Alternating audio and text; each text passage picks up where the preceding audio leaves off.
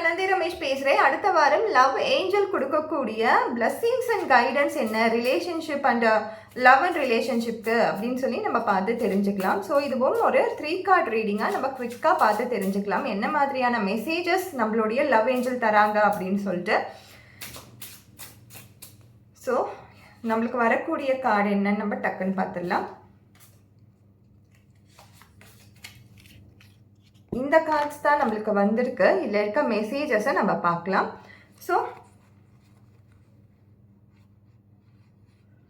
உங்கள் லவ் லைஃப்பில் நீங்கள் மற்றவங்களுக்கு ப்ரியாரிட்டைஸ் கொடுத்துட்டே இருக்கீங்க. உங்களுடைய வாய்ஸ் அவங்க கேட்காமையே இருக்காங்கன்னும் பொழுது உங்கள் வாய்ஸை கேட்க வைங்க. இந்த வாரம் உங்களுக்கான ப்ரியாரிட்டிஸை நீங்களே எடுத்துக்கோங்க.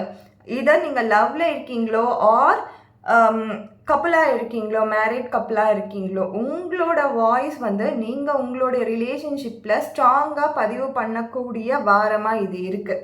ஏன்னா புட் யுவர் செல்ஃப் ஃபஸ்ட்டுன்னு சொல்லியிருக்காங்க.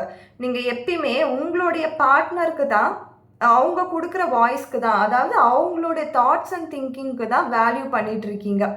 உங்களுடைய வேல்யூஸ் அப்படின்றது அங்கே இல்லை. ஸோ நீங்கள் உங்கள் ரெஸ்பெக்டை அந்த இடத்துல ப்ரூஃப் பண்ணணும்.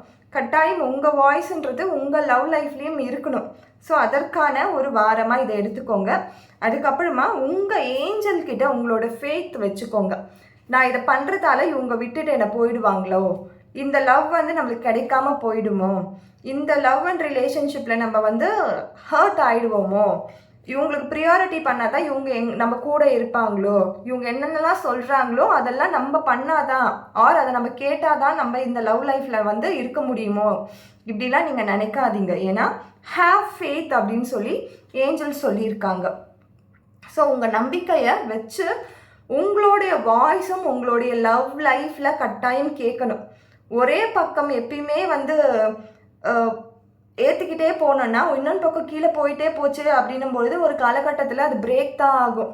ஸோ எப்போவுமே உங்கள் வாய்ஸையுமே நீங்கள் சொல்லுங்கள். அது உண்மையான ஒரு குரலாக இருக்கணும், நியாயமானதாக இருக்கணும். உங்களுடைய நியாயமான கோரிக்கைகளும் உங்களுடைய நியாயமான எண்ணங்களும் உங்களுடைய நியாயமான ஆசைகளும் கட்டாயம் உங்கள் பார்ட்னருக்கும் தெரிஞ்சிருக்கணும்.